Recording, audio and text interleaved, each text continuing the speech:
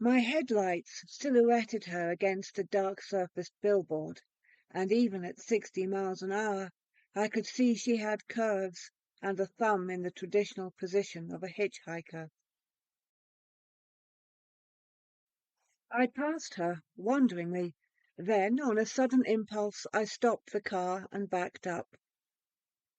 She opened the door, threw a suitcase on the back seat, slid across the front seat until she bumped against my arm, and said, "Thanks."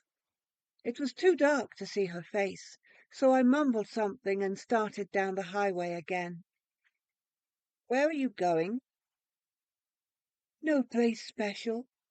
Her voice was soft, warm, and joyous, as if ready to burst into laughter at any moment. "Where are you going?" she asked. "No place special." It was a lie, but it sounded good. Actually, I had a very special destination. My home, wife, and kids were approximately 50 miles down the highway. I broke open a pack of cigarettes and thrust it toward her. She accepted the offer. She lit my cigarette, then her own. "Are you a salesman?" It was meant to be a question, but some inflection in her voice made it sound like a statement. "How did you know?" I asked. "I guess. I saw your briefcase and papers on the back seat. What do you sell?" Her perfume thrilled me. It was different than any I'd ever smelled. Would exotic describe it? It was as if the most exciting scents from 100 types of flowers had been mingled in just the right proportions. "I sell paints," I told her. "Not door to door, but to big business and factories that need a lot of paint."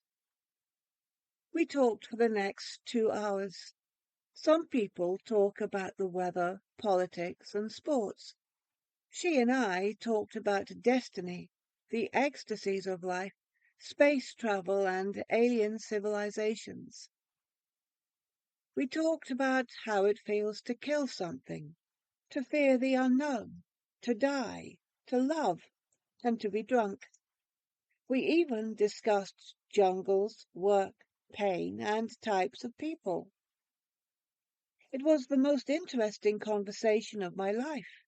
It was so interesting that I drove 54 miles in the wrong direction before I realized where I was. I stopped the car and glanced in the rearview mirror. My house was only a few miles from the highway. A small side road leads directly to the front porch. That side road was now 54 miles behind the car. "What's the matter?" she asked in a soft voice. "I was so busy talking to you that I drove 50 miles out of my way." "I'm sorry." I turned to stare at her. The headlights of an approaching car illuminated her face, and for the first time I got a good look at my companion. She was beautiful. It was the kind of beauty that makes men abandon all caution. For a full minute I stared into her fathomless blue eyes. "What's your name?" I whispered. "Almira. It's Arabic. It means a princess." "You are a princess," she laughed. "I am." We continued to stare into each other's eyes, neither of us moving or speaking. We said a lot without saying a word. Messages and replies, offers and acceptances. It was the first time in my life that I had carried on a long conversation with my eyes. I drove to the nearest motel. The modern log cabins clustered at the edge of a forest, but although the small buildings were close together, the surrounding trees and bushes gave each an appearance of isolation and serenity. Only the brightly lighted brick office building struck an incongruous note. The clerk was bald, unshaven, and engrossed in a pin-up girl magazine. He looked up as we entered the office, hid the magazine, took the cigar from his thick lips and asked, "Can I help you?" "Got a cabin?" I inquired. He replied with a little speech of 3 dozen words that said, in effect, yes. While I fumbled for my wallet, I saw him glance at Almira's left hand and the wedding ring that wasn't there. He looked at me and smiled. One of those smiles. Then he looked at Almira, really looked at her for the first time. He had difficulty taking his eyes from her. He gave me a key, and I clutched it in my palm as if it were a key to paradise. He pronounced a number, and I memorized it as if it were a password to eternal ecstasy.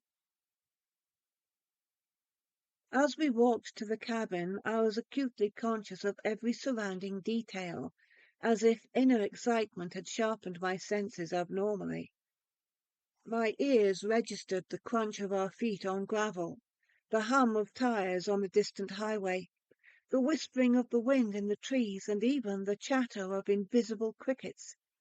Each sound seemed distinct, almost thunderous. It was a small cabin. I turned on the lights, locked the door, and sat down. My knees felt weak. She undressed with majestic poise and without a trace of shyness. She was not ashamed, though I never took my eyes from her. She acted as if it were the most natural thing in the world for her to undress before an audience. When she undressed, she turned and smiled at me. The smile seemed to say, "You may look, but I'll never let you touch me." Her body was unbelievably beautiful, white and voluptuously formed. My temples started pounding. I found myself thinking, "I don't want you. I love my wife. I don't know why I came here." She smiled again, turned out the lights and reclined on the bed. And then it began. Something left my mind, and with it went desire. All desire for all women. The erotic ardor drained from my mind, floated away and vanished completely. Somehow I knew the emotion had departed forever. I would never be attracted to a woman again as long as I lived. Compassion vanished as well. For a brief moment I had felt sorry for myself, but even as I experienced the emotion, I could feel it draining from my body like water through a sieve. All compassion for the living and the dead. Sadness departed next, and I knew I could never feel sad about anything again. I would be incapable of sorrow. My wife and children could die, and I would not grieve. It rained, beat against the roof and windows, and splashed on the driveway outside the cabin. Fear drifted away from my brain. Fear of all things, even of pain and death. Fear of the unknown. I would never again be afraid of anything. And because of that, for the briefest instant, I felt proud. Then pride itself slipped from my mental fingers and a numbness took its place. One by one my human emotions slipped away into the dark night to some unknown, unimaginable destination. I could feel them going one by one. Little emotions and big, overpowering ones, and some so elusive they seemed scarcely emotions at all. I tried to rise from my chair and discovered that my legs had become paralyzed, useless. Hate grew within me like a raging inferno, anger at the unknown thing that was stealing my most precious possessions. The rain stopped. I wasn't angry any more. Joy was the last to go, and its departure became an eternity of pain. It was like swimming through an endless sea of broken glass. I wanted to scream, but something wouldn't let me. Hours flew by like the passing of seconds. Dawn came and I still sat in the chair, staring at the woman on the bed. The paralysis of my legs ended abruptly. Almira arose, dressed and smiled at me as she started for the door. I followed her. "Will you explain?" I begged, clutching desperately at her arm. She turned and studied my face, while a smile trembled at the corners of her mouth. Then the smile vanished. Her face changed visibly, and tears glistened on her smooth cheeks. I thought, she looks like a woman who has shot a rabbit and is glad. Glad. And then she goes to the rabbit and looks into its large, tormented eyes and cries. She explained, but not with words. We stood by the door, and in my mind I saw a majestic city.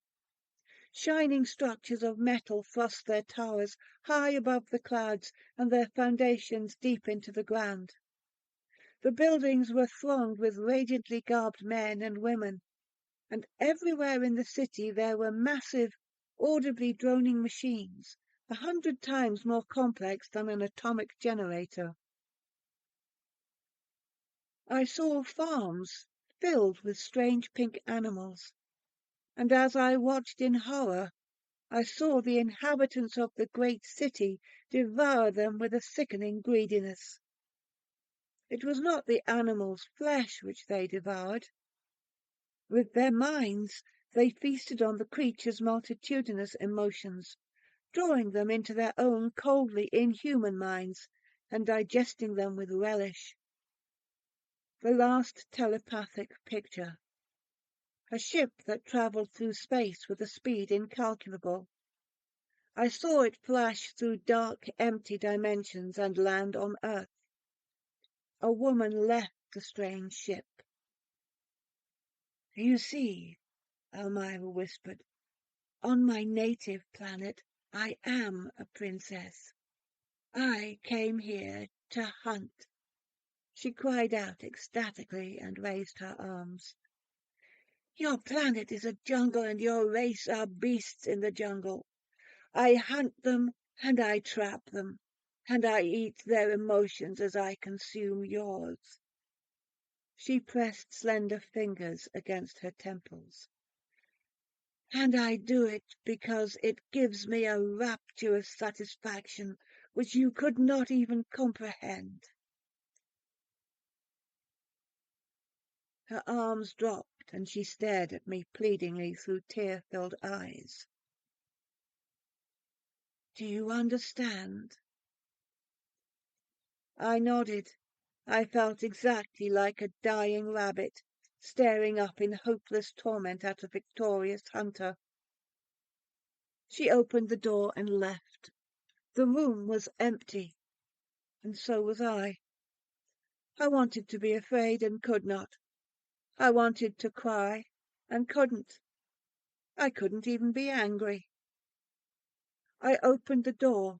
She was standing beside the highway, waiting. I wanted to run and scream a warning to everyone, but my legs refused to move and my mouth wouldn't shout.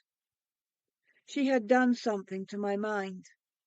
As long as I lived, I would never be able to tell anyone about the strange huntress from another world. My lips were forever sealed. She signaled a bus to stop. I watched her as she boarded the bus and wondered how many disguises she would use and had used in the past. How many men would she meet in bars and hotels, on the roads and beaches, everywhere?